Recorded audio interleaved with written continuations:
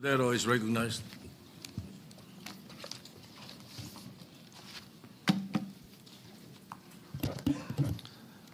Thank you, Mr. Senate President. Thank you, distinguished Majority Floor Leader. I rise to make a brief manifestation in response to the events of recent days. Ginoong Pangulo, meron po tayong kasabihan sa wikang Pilipino. Kapag nagturo ka ng daliri sa iba, may tatlong daliri na nakaturo palagi pabalik sa iyo. Sa mga nakaraang linggo, malinaw na nililihis ang galit ng taong bayan tungkol sa mga ghost at substandard flood control projects mula sa mga totoong may kasalanan patungo sa Senado at sa ilang mga miyembro nito. Tila pilit na ginagawang panakipbutas, ika nga at fall guy, at diversyon ang mga senador palayo sa Kamara at sa mga tunay na may sala. Klarong-klaro po ang script nito. Ipitin ang tatlong dating DPWH officials, pakantahin sa kanila, mema banggit lang na senador, habang pinagtatakpan ang mga congressman na tunay nakasabwat nila sa mga lugar na ginagalawan nila. Simple ang patunay dito. Kapanipaniwala ba na wala silang kinausap na kahit isang congressman nakaupo na totoong may hawak ng mga distrito sa lugar na ginalawan nila sa hinaba-haba ng testimonya nila dito o sa Kamara? Banggit sila ng banggit, name drop sila ng name drop ng pangalan ng senador. Maski na klaro naman kung inyong papakinggan na wala silang masabing direktang nakausap o binigyan ng anuman. Lahat ito para lamang ipako ang mga senador sa media at sa publiko at ilayo ang atensyon sa Kamara at mga congressman. Bakit nga ba?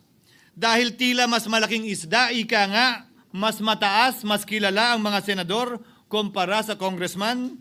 Umaasa sila na maiibsan ang galit ng tao sa kanila sa kanilang mga anomalya ukol sa flood control at tuluyan na silang makakatakas mula sa anumang pananagutan. Isang tao lamang, Ginoong Pangulo, ang nasa likod ng script at sarswelang ito. Siya ang dahilan ng kaguluhan, pagkakaaway-away, pagkakawatak-watak na ngayon yumayanig sa ating bayan, maprotektahan lamang ang sarili niya. Ang pangalan niya ay matagal nang bulong-bulungan sa bawat sulok ng bansa, pero ngayon, unti-unti nang sinisigaw ng taong bayan.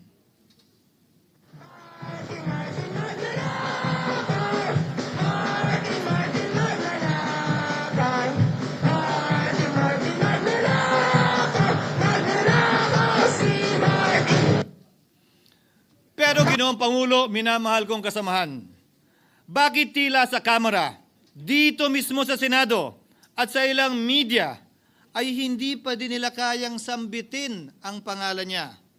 Pues, sasabihin ko, Martin Romualdez.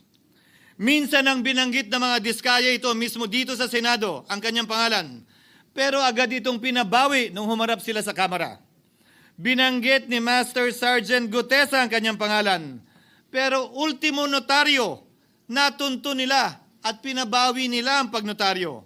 Buti na lang, huli na't nasabi na niya ang pangalan ni Martin Romualdez na pinanumpaan dito mismo sa ating Blue Ribbon Committee. Hindi ba't si Ginoong Gutesa hindi ba't si Sergeant Gutesa lamang ang bukod tanging testigo na walang kinalaman, hindi sangkot sa flood control issue, walang hininging immunity, deal o proteksyon kapalit ng kanyang pagtestigo? Siya ang kauna-unahang nagtestigo na personal na naghatid ng pera sa bahay mismo ni Martin Romualdez. Ang salaysay niya, Ginoong Pangulo, ay kumpirmasyon ng matagal nang isinisiwalat ni Congressman Chanco at Mayor Magalong kung sino ang ulo sa paglilimas sa kaban ng bayan na ating naririnig na rin. 13,803,693 with Congressman Saldico as proponent. For the record, ang binabanggit po nating Representative Elizaldico, siya po yung chairman ng House Appropriations Committee. Walang kaduda-duda yan. Ito nga, hirap na hirap silang banggitin pa yung isa sa mga mastermind nila dyan, si Saldico, hirap na hirap pa silang banggitin. May isa pang mas mataas sa kanya? Hindi naman gagalaw yun kung walang... Siyempre, hindi naman gagalaw yun kung walang pahintulot yung mas mataas sa kanya. Just the House Speaker. Ginoong Pangulo, pahintulutan niyo po ako magkwento ng konti upang patotohanan ang mga salitang ito. Taong 2023 nung tinalaga si Ginoong Kiko Laurel bilang kalihim ng kagawaran ng agrikultura.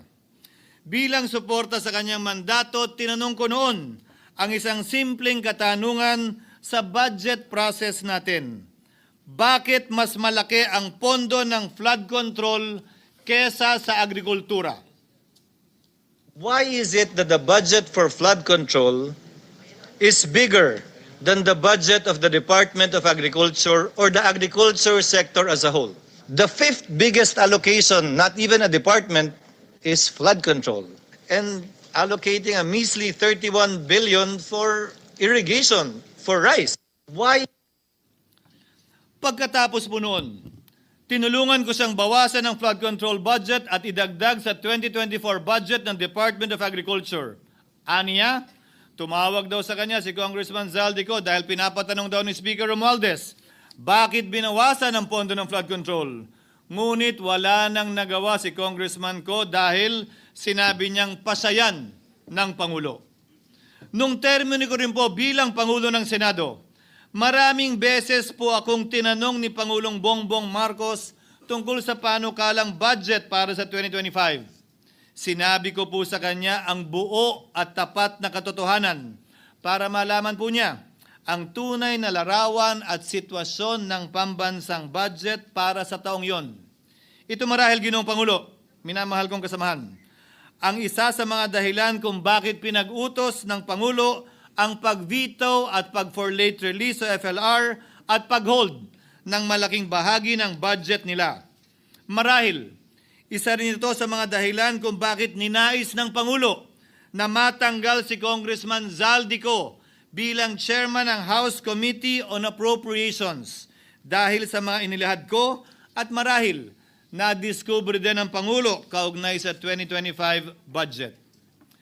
Hindi malayo, Ginoong Pangulo, na naganap din ang mga ito noong 2023, 2024 at mga nauna pang budget kung saan napakaraming ghost at substandard projects ayon kay Secretary Vince Dizon at ayon mismo sa talumpati ng ating kasamahan na si Senator Ping Lacson. Ngunit marahil ay walang naglakas loob na sabihin ang katotohanan kay Pangulong Marcos o magsumbong sa kanya kaugnay sa ilang mga bagay na ito bago ako. Nais ko din pong kumpirmahin ang sinabi ni Congressman Toby Chanco na ang pag-file ng impeachment complaint laban kay Vice President Sara Duterte ginamit na paraan ni Speaker Romualdez para mag-release ng pondo nila na naka-FLR or for late release bago mag-eleksyon. Maski na alam po niya na hindi po ito kayang talakayin ng Senado hanggang sa Hunyo pa mula nung simula. Ulitin ko, ginamit ni Martin Romualdez ang FLR at ang pangalan ng Pangulong Marcos upang itulak ang kanilang unconstitutional na impeachment complaint. Sabi nila, pumirma kayo dahil kung hindi lalabas ang pondo nyo na naka-FLR bago mag-eleksyon. Subalit, Ginoong Pangulo, hindi ito umubra. Hindi ito umubra dahil tinanggihan ito ni PBBM. Sinabi niyang walang ganyang uri ng usapan at sinabi niyang hindi niya gagawin yon. Kaya't hanggang ngayon, nananatili pa rin for late release ang mga questionableng pondo nila. And that is why, Mr. President, distinguished colleagues, at the height of the impeachment controversy and amidst the passion of some sectors to remove the Vice President at all costs, I urged prudence and level-headedness because I knew that greed and not accountability was the reason behind it. In the end, Mr. President, the Supreme Court vindicated us. The Supreme Court vindicated us by saying, among others, quote, "There is a right way to do the right thing at the right time. This is what the rule of just law means." Close quotations. Ginoong Pangulo, sinisi po sa akin ni Speaker Romualdez ang pagkakatanggal kay Congressman Zaldico. Sinisi po niya sa akin ang pag-FLR or for late release ng kanilang mga proyekto. Sinisi po niya sa akin ang pagkakadismiss ng impeachment complaint laban kay VP Sara na nakikita niyang makakatunggali niya sa susunod na halalan. Sinisi din niya po sa akin ang pagkakasira ng kanilang maitim na balakin sa 2025 budget na nagawa nila ng walang balakid na mga nagdaang taon. Ginoong Pangulo, naging tapat ako at ginawa ko lamang ang aking tungkulin. Kung ano ang tingin kong tama at nararapat para sa bansa at sa sambayanan. Subalit, sa kabila po nito, nagsimula na ang lahat ng bira, paninira at kaso laban sa akin at sa Senado. At ang nasa likod ng lahat ng ito, walang iba kung hindi si Martin Romualdez. Ika nga ni Mayor Magalong na ngayon lamang nakita ko sinisiraan na rin ngayon. Bakit ko ba nilabanan at binisto sila Speaker Romualdez mula noon hanggang ngayon kung kasabwat at kasapakat lang din nila ako? Hindi ko po gagawin yun. Sa ig ng tennis court, ang nasabing gusali sinimulang ipinatayo noong ika-6 ng Oktubre taong 2022 at ang kontraktor, ang St. Gerard Construction na pagmamayari ng mga diskaya na nasangkot ngayon sa mga maanumalyang flood control projects. Dahil dito, kwenasyon ng ilan ang pagiging special advisor ni Mayor Benjamin Magalong sa ICI. Lalabanan ko ba yung anlalakas na yan, sila Speaker? Lalabanan ko ba yung mga mayayaman na yan? Kung ako'y bulok, I fought for what is right. Ano nga ba ang ginawa nila sa akin? Una, hinalungkat ang isyu ng campaign contribution na tinanggap ko mula sa isang individual na may-ari ng kumpanyang nakakuha ng kontrata sa gobyerno. Inipit niya ang budget ng COMELEC sa Kamara dahil dito at binusisi ang di umano kaso kong ito. Subalit, Ginoong Pangulo, tulad ng sinabi ko sa simula ng aking talumpati, kapag ka nagturo ka ng daliri kanino man, may 3 daliring nakaturo pabalik palagi sa iyo. Anong nangyari? Hindi ba't biglang may lumabas na ulat ang PCIJ na ang dami naman palang opisyal, hindi lang senador, mas mataas pa ang tumanggap din ng ganung uri ng kontribusyon noong 2022 elections? Ang tanong ko ay simple. Kung legal at walang mali sa ginawa nila, edi dapat legal din at tama ang ginawa ko. Pero bakit ako lang ang iniimbestigahan tungkol dito? Higit pa doon, Ginoong Pangulo, hindi ba tayon kay Mayor Magalong merong 67 na miyembro ng Kamara na kontraktor? Ito po ay mga miyembro ng Kamara na may construction firm na nakakuha ng kontrata sa gobyerno. Kung bawal talaga ito, ibig sabihin ba niyan, bawal na nilang gastusin ang sarili nilang pera para sa kanilang sariling kandidatura? Bakit hindi din binubusisi yun? Bakit hindi inaalam yun? Ako lang talaga? Pangalawa, inintriga ni Martin Romualdez ang dating liderato ng Senado dahil sa pagkakaupo at pagdinig ni Senator Marcoleta sa Blue Ribbon Committee dahil marahil sa pananaw niya ay hindi siya safe kay Marcoleta. Ngunit, Ginoong Pangulo, sa hindi niya inaasahang pagkakataon, nung araw ding yun, nagsalita ang mga diskaya, pinangalanan ng 17 congressman na kasosyo niya, kabilang ang pagbanggit na naman ng pangalan ni Martin Romualdez. Karamihan sa mga kawani ng DPWH na nabanggit sa itaas ay paulit-ulit na binabanggit ang delivery ng pera ay para sa kay Zaldico na dapat at least 25%. Si Kong Marvin Rillo naman ay ilang beses na binabanggit ang pangalan ni Speaker Martin Romualdez bilang kanyang malapit na kaibigan. Isa na naman po itong patunay, Ginoong Pangulo. Kapag ka nagturo ka ng daliri sa iba, may 3 daliring nakaturo pabalik sa iyo.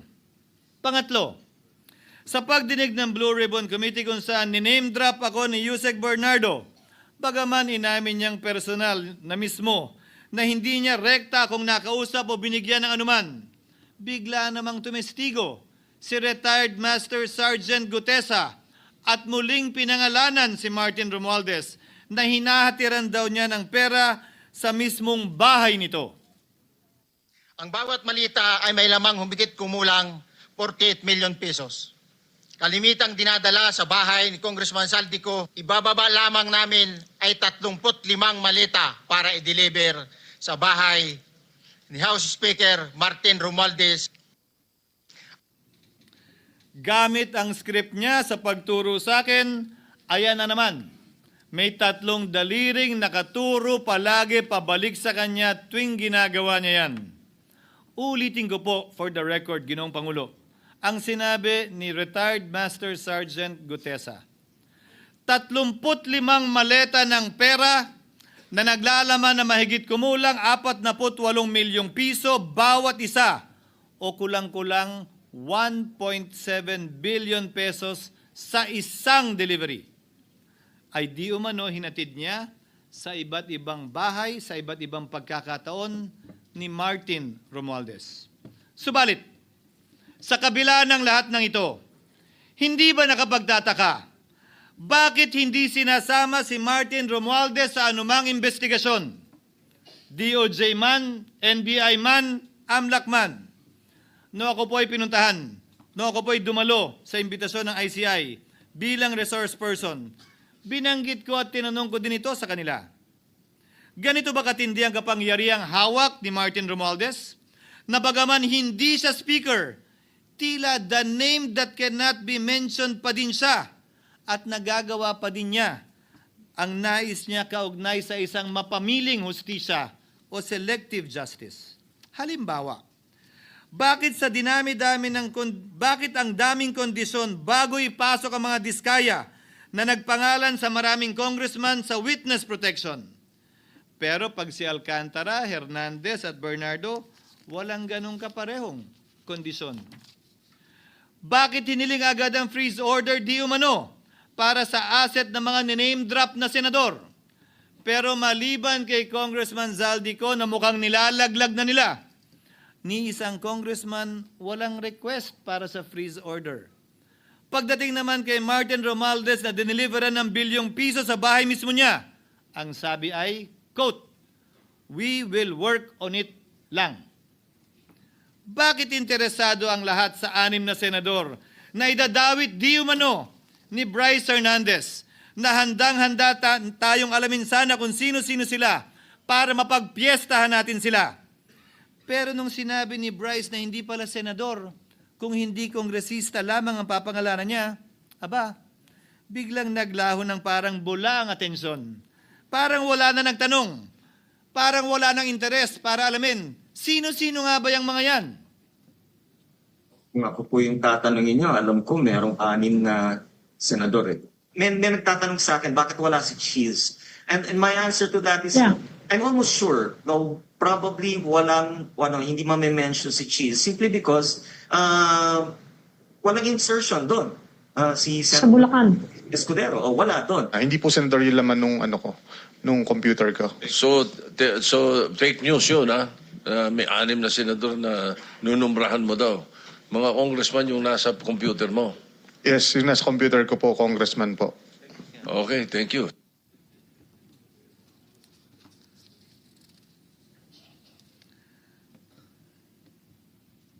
Nagkataon lang ba, Ginoong Pangulo, na ang mga nakaupong senador na dinidiinan sa ngayon ay ang dating Pangulo, dating pro tem, dating punong mayoriya ng Senado, na lahat nagkataon din lang ba na bumoto kontra sa depektibong impeachment ni Vice President Duterte o talagang tinumbok lang kami? In other words, Mr. President, are we truly for transparency and accountability, or are we merely offering a politically convenient sacrificial lamb in an attempt to appease the rage of the people? What is painful, Mr. President, is that along the way, reputations have been disparaged and tarnished. Innocent persons have been implicated, and the Senate is slowly but surely being destroyed. Nagkataon lang po ba na ang lahat ng ito o ito'y sumusunod sa isang script, direksyon at basbas ni Martin Romualdez? Sa kanyang script na naglalayong ilihis ang galit ng bayan mula sa kanya at sa mga kasabwat niya at ituro ito sa Senado at mga senador. Ginoong Pangulo, ang script at sarswelang ito ay di uubra dahil napakalayo po nito sa katotohanan. Napakasama sa panlasa at tinitiyak ko sa inyo, hindi po ito matatanggap at lulunukin ng sambayanang Pilipino. I've been in public service for 27 years. I've never been accused nor charged with corruption. This is the sterling record which they are trying to tear down, and I tell you, they will not succeed. I will defend myself, Mr. President, against these malicious and false allegations. In fact, I have already filed and will be filing necessary and appropriate charges against my accusers and prove them wrong. And with the help of the Almighty, I will be vindicated and declared innocent, I am sure. Kaya ko po ipagtanggol ang sarili ko, Ginoong Pangulo. Ngunit, Ginoong Pangulo, sino po ang nagtatanggol sa ating institusyon? Kaya't ang aking tanging hiling po sana sa inyo, Ginoong Pangulo, at sa ating mga kasamahan sa Senado. Labanan po ninyo at huwag niyong pahintulutang ang mapamiling hustisya na lantarang nangyayari sa harap natin ngayon. For what is happening now is selective justice and mob justice. Members of the Senate have been thrown off a cliff before the court of public opinion in an attempt to mollify the people's rage, thereby covering up the real perpetrators and giving them a chance to get away. Mr. President, I will not allow justice to be weaponized against the innocent to protect the guilty, because this corrodes the legitimacy of the law before our people's eyes. Wala pong naniniwala, bagkos lahat nagtatanong, bakit walang congressman nakasama sa investigasyon? But what about the other congressmen in Bulacan? Why haven't they been questioned? Called out, yeah. You think that they do not know what's going on? Ginoong Pangulo, mga minamahal kong kasamahan, huwag po tayong sumunod sa script ni Martin Romualdez. Labanan po natin ang script na ito. Pasagutin at imbestigahan lahat ng niname drop at nabanggit, congressman man, senador man at iba pang opisyal, at dapat kasama dito si Martin Romualdez. Ginoong Pangulo, hindi ba natin nakikita na pili tayong pinag-aaway-away? Mayaman, mamamayan laban sa lingkod bayan, lokal laban sa nasyonal na opisyal, congressman laban sa kapwa congressman, at ngayon, senador laban sa kapwa senador, pamilya laban sa pamilya, Pilipino laban sa kapwa Pilipino. Ginoong Pangulo, tandaan po natin, mas madaling manipulahin at ang nag-aaway at nagkakawatak-watak na bansa. At ito ang eksaktong gusto nilang mangyari. Ito, sa aking paniniwala, ay bahagi pa din ng script at sarswela na nais palaganapin ni Martin Romualdez upang lituhin, guluhin, linlangin at sirain ang ating lipunan at bansa para lamang huwag siyang mabisto. Sana ay huwag nating payagang mangyari ito. Ginoong Pangulo, tulad ng sinabi ko sa simula ng aking talumpati, sa kada mapang-akusa at mapanghusgang daliri na ituturo ninyo sa inyong kapwa, lalo na kung walang basihan, merong 3 daliring palaging nakaturo sa iyo pabalik. Sana po, maging mapanuri tayo. Huwag dali-daling magturo at maghusga dahil lamang sa napakinggan. Huwag tayong sumabay, kumampi, at magpadala sa script at sarswela ni Martin Romualdez. Kung kayo ay kakampi ni Martin Romualdez, pues sumunod kayo sa gusto nila. Una, maniwala kayo sa mga sinasabi ng testigo niya na nagtuturo lamang sa mga senador. Pangalawa, ibuhos niyo ang galit niyo sa Senado at ng mga senador at palayo kay Martin at sa mga congressman. Pangatlo, pagdudahan at sirain niyo si Sergeant Gutesa na bukod tanging hindi nakinabang at walang bahid at hiningi anumang kapalit sa pagsabi ng katotohanan. Pangapat, huwag niyong payagang mabanggit man lang ang pangalan ni Martin Romualdez. Panglima, huwag niyong payagang ipatawag si Martin Romualdez sa anumang investigasyon. Pang-anim, huwag niyong payagang imbestigahan si Martin Romualdez at mga kasamahan niya saan mang lugar. Ako, Ginoong Pangulo, hindi ako kakampi ni Martin Romualdez. Kaya lalabanan ko siya at lahat ng panglilinlang niya. Una, papatunayan kong hindi totoo ang mga panggigipit at paninira ng mga testigo niya laban sa akin at mga senador. Pangalawa, tututulan ko ang paglilihis at diversyon na ginagawa niya palayo sa kanya at sa Kamara. Pangatlo, hindi ko papayagang sirain ang mga senador pag away-awayin tayo at sirain ang institusyon ng Senado. Pangapat, pinaniniwalaan ko at saludo ako kay Sergeant Gutesa at iba pang katulad niya sa paglabas ng katotohanan. Panglima, hindi ako matatakot banggitin ng paulit-ulit ang kanyang pangalan, Martin Romualdez. At ipaglalaban kong ipatawag at imbestigahan si Martin Romualdez at lahat ng kanyang mga kasangkot at kasama. Ginoong Pangulo, mga minamahal kong kababayan, kung nais niyong lumitaw ang katotohanan, kung nais niyong panagutin ang tunay na salarin, kung nais po niyong makulong ang tunay na may kasalanan, huwag ninyong kampihan si Martin Romualdez. Punitin natin ang script ni Martin Romualdez at higit sa lahat, huwag magpadala, huwag sabayan, huwag maniwala sa sarswela na nilalako ni Martin Romualdez.